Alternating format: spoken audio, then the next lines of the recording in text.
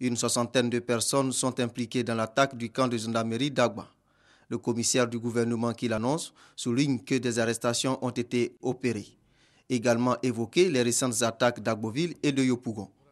À Agba, 20 personnes ont été arrêtées sur place et 22 autres arrêtées un peu plus tard, ce qui porte à 42 le nombre de personnes arrêtées.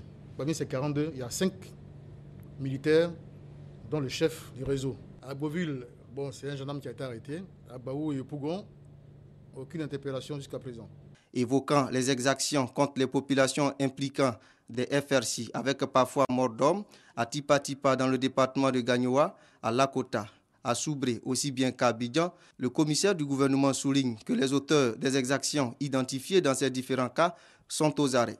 Ils subiront la rigueur de la loi, a expliqué Ange Kessi Kwame, qui a également annoncé l'ouverture le 8 janvier 2013 du procès d'agents des forces de l'ordre arrêtés dans le cadre de la lutte contre le racket. Ce procès contre les racketteurs du 8 janvier va marquer le début des grands procès contre les racket. Le président de la République, vous vous souvenez, a dit ceci: je ne veux plus de racket.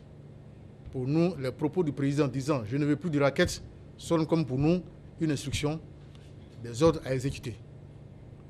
C'est donc ces propos-là qui vont nous servir comme élément de base de notre politique criminelle pour réprimer sévèrement le racket. Les procès du racket vont commencer le 8, ils vont prendre 3 semaines. Nous avons actuellement 6 dossiers concernant 53 personnes. Le dossier du commandant CKCK, l'aide de camp de l'ancienne première dame, est toujours en instruction. Dans le cadre de l'enquête relative à l'assassinat du général Gueye Robert, seront entendus un ancien chef d'état-major, un ancien commandant supérieur de la gendarmerie et des personnalités politiques.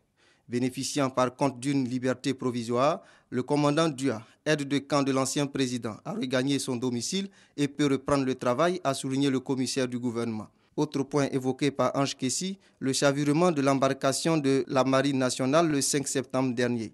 Il souligne qu'un examen minutieux du navire a démontré que l'accident n'est pas lié à un quelconque problème de moteur. La peur d'un des passagers qui a cru que le navire coulait à la vue de l'eau refoulée normalement par le hors-bord et la panique qui a gagné tout l'équipage ont été à la base du naufrage.